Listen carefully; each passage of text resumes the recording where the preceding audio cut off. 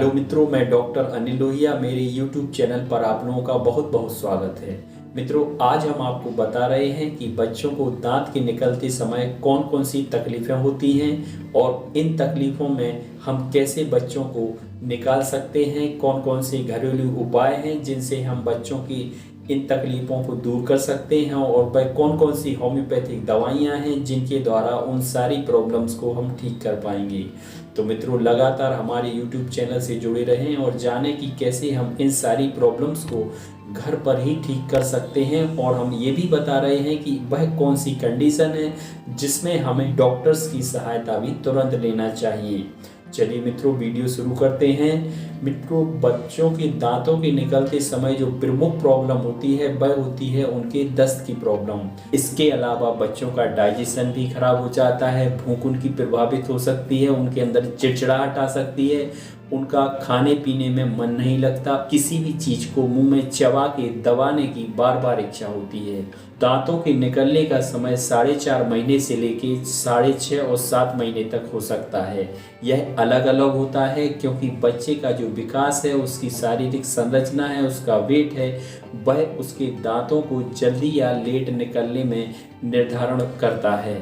बच्चे दस्त की प्रॉब्लम से जनरली सफ़र करते हैं। बच्चों को जैसे ही उनका दांत आने का टाइम पीरियड होता है, उन्हें दस्त की समस्या आने लगती है। कई बच्चों को दांत पीरियड के समय में सर्दी जुकाम की प्रॉब्लम होती है और बच्चों को इस टाइम पीरियड में लगातार मन में चिड़चिड़ाहट आती है। वह किसी भी चीज़ को लगातार मुंह में डालने की हैबिट भी बना लेते हैं। वह बेवजह चिल्लाते हैं, चीखते हैं और उनमें काफ़ी इरिटेबिलिटी रहती है। वो किसी भी चीज़ को दबा सकते हैं। इस टाइम पीरियड में वो अपनी उंगलियों को भी लगातार दांतों से दबाते रहते हैं। मित्रों, दांतों के निकलने का टाइम 4.5 महीने से 6.5 और 7 महीने तक कुछ भी हो सकता है, जो बच्चे की खुद की हेल्थ, हाइट और पर्सनालिटी के हिसाब से हो सकता है। जो छोटे बच्चे हैं जिनकी उम्र 4.5 महीने 5 महीने के करीब है, वह लगातार 2-3 बार पोटी दिन भर में कर सकते हैं। वह जो पोटी होती है वह भी सेमी सॉलिड या हल्की सी पतला मोशन बच्चों को होता है। जब लूज मोशन की प्रॉब्लम हो जाती है, उस टाइम बच्चे की जो पोटी की फ्रिक्वेंसी है वह 8 से 10-12 बार भी हो सकती है और उस पोटी में काफ़ी ऑफेंसिव स्मेल भी हो सकती है। उसमें लगातार सड़े हुए खट्टे दही की जैसी स्मेल हो सकती है, उसमें सड़ी हुई मछली जैसी स्मेल भी हो सकती है। इस तरह की स्मेल है वह बच्चों को दांत निकलते समय होने वाले दस्त की समस्या में अक्सर होती है। कई वजह से और भी लूज मोशन हो सकते हैं। बच्चों को ट्रैवलिंग सिकनेस की वजह से भी मोशन होते हैं। जैसे हम कहीं बच्चे को लेके जाते हैं, इधर उधर ट्रैवलिंग पर जाते हैं, खाद्य पदार्थों का कंटामिनेशन की वजह से भी बच्चे लूज मोशन के शिकार होते हैं। उनमें खराब क्वालिटी का पानी हुआ हो जिसमें कि इन्फेक्शन है, वह भी बच्चों को लूज मोशन कर सकता है। गर्मी के तेज मौसम में खास तौर से बच्चे को लूज मोशन की प्रॉब्लम अत्यधिक होती है। लगातार हाई टेम्परेचर पर अगर बच्चा रहता है तो उसको लूज मोशन की शिकायत हो सकती है। इसके अलावा बच्चों के लिए अगर अर्ली एज में ही लगभग 5-6 महीने की उम्र में ही ज़्यादा खाद्य पदार्थ देने लगे, सॉलिड अमाउंट देने लगे, तो वैसी स्थिति में भी बच्चों को लूज मोशन हो सकते हैं। कई सारे बच्चों को लूज मोशन का कारण उनके खान पान की एलर्जी भी हो सकती है। कोई बच्चा खाद्य पदार्थों की एलर्जी के वजह से भी लूज मोशन का शिकार हो सकता है। चावल की एलर्जी से भी लूज मोशन हो सकते हैं, गेहूं की एलर्जी से भी लूज मोशन हो सकते हैं और भी कई खाद्य पदार्थ हैं जिनकी वजह से लूज मोशन हो सकते हैं। और भी कई तरह के बॉडी में वायरल बैक्टीरियल इन्फेक्शन है जैसे कि रोटा वायरस, वह भी बच्चों में लगातार लूज मोशन पैदा कर सकता है। मित्रों, लूज मोशन कैसे भी हो, हमें तुरंत बच्चों के लूज मोशन के कंट्रोल करने के लिए घरेलू एहतियात शुरू कर देना चाहिए। उनके लिए तुरंत ही ORS की डोज को शुरू कर दें। दाल का पानी, दलिया का पानी और कई तरह की डाइट को भी लिक्विड तरीके से देना शुरू कर सकते हैं। सिके हुए आलू को भी दे सकते हैं, फलों के जूस भी दे सकते हैं, लेकिन ध्यान रखें कि बच्चे को यह सूट होना चाहिए। कई बच्चों को फ्रूट्स जूस की वजह से भी लूज मोशन हो सकते हैं।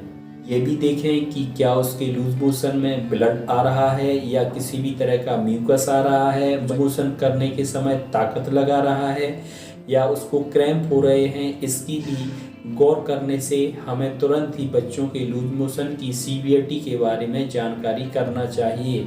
अगर उनके लिए ब्लड की मात्रा आ रही है तो तुरंत ही डॉक्टर को दिखाना चाहिए। मित्रों, अगर बच्चों के लूज मोशन दांत की वजह से आ रहे हैं तो उनके लिए बायो कॉम्बिनेशन नंबर 21 मेडिसिन की 3 गोली दिन में 4 बार 6 महीने की उम्र के बाद से लगातार 2 साल तक देना चाहिए।